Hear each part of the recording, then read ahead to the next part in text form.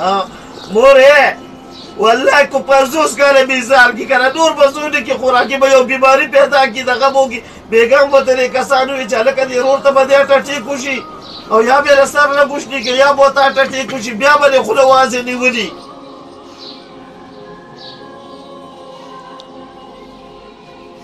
نور به اسمونه کی خو بیماری برا کې ولا گئی. الله اکبر. زدي مسافر ته خاص کر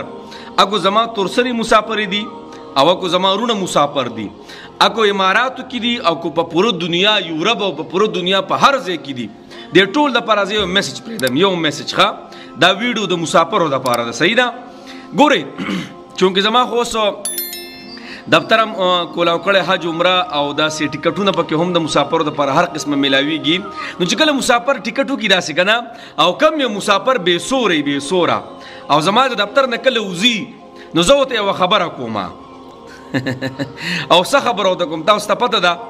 کله چې هغه ټیکټو کې نو ډېر بے سورې نن هم څه کسان ټیکټو کو او یو پکې بیا ډېر بے سور لګ نه ډېر نو چې کله وته کنه نو ما وتی ورګه یو منټو نو ودرېدل ما ورته یو وړه شاندې خبره مې ورته وکړه هغه څه مسافرو دا تاسو ټولو دپاره ده دا ټولو دپاره دا یو خبره ده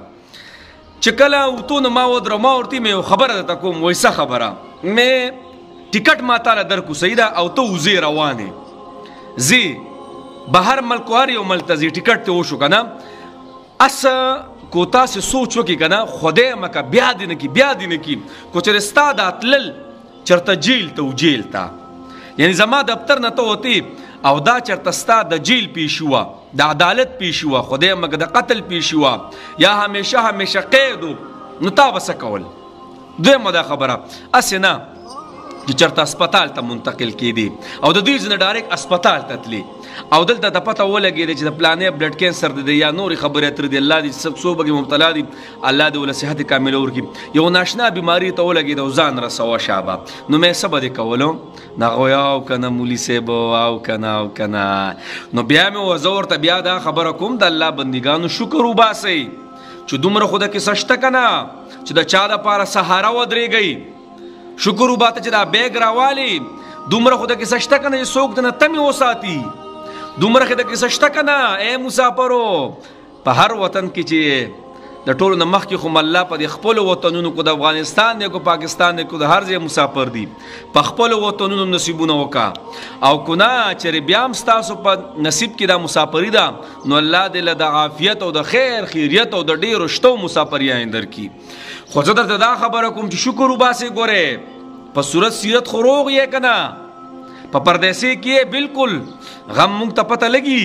خو بیا مې خدای مګه په کټ پراته وای نو بیا سم خیال دی ټول عمر په کټ یو بیمار لتلی وم او هغه ماته وی مولانا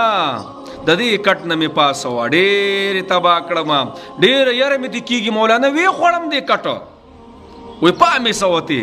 به دعاګانې مې ورته وکړې نور مونږ څه کړی وی نو زما ټول مسافر دي که نارینه دي که زنانه دي ښه چې دا خبر وکړم زما تر سره بیا ما نه ګیله کوي کوم چې مسافري دي او که یو ملک یاد کړم نو بل ملک مسافر رانه ګیله کوي په پوره دنیا کې څومره د وړ مسلمانان مسافر دي هغې ټولو دپاره دا یو درخواست دی چې شکر وباسئ خپل ځان له خپلو بچو له رزق ګټئ ستاسو د وجې نه ډېر خلک ګورئ خوشحاله دي تاسو د ډېرو خلکو سترګې دي رور مې سعودي کې دی رور مې امریکا کې دی په پوره دنیا کې هر یو ملک دی پلار مې بهر ملک کې دی صبر الله راولیږي ودرېږه پلار ته ویم ودرېږه مشر رور ته ویم ودرېږه زوی ته ویم ودرېږه لور ته ویم پیسې به راله راولیږي نو شکر وباسئ چې دومره سهارت تاسو د چا سال شوي وئ خدای مګه چېرته جیل کې وئ خدای مګه چېرته تاڼه تحصیل یا چېرته په اسپتالونو کې پراته وئ خدای مګه خپل کور کې پراته وئ او رنځوران وئ او لاس او خپې او داسې خبرې اترې پکې ډېرې وي او پراته وئ نو بیا به هم څه کولو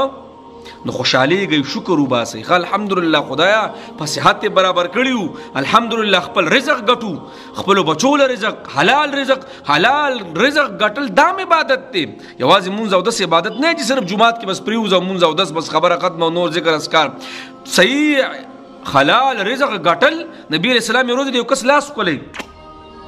داسې پوڼاکې داسې دغه شوي شانو لاس یې وله ښکلی کړه ولې حلال رزق ګټل دا بهترین عبادت دی ښه زبردست بهترینو عباداتو کې راځي نه مسافرو الله بس مل شه څه مشکلات دي تاسو ته الله ټول مشکلات حل کړي یار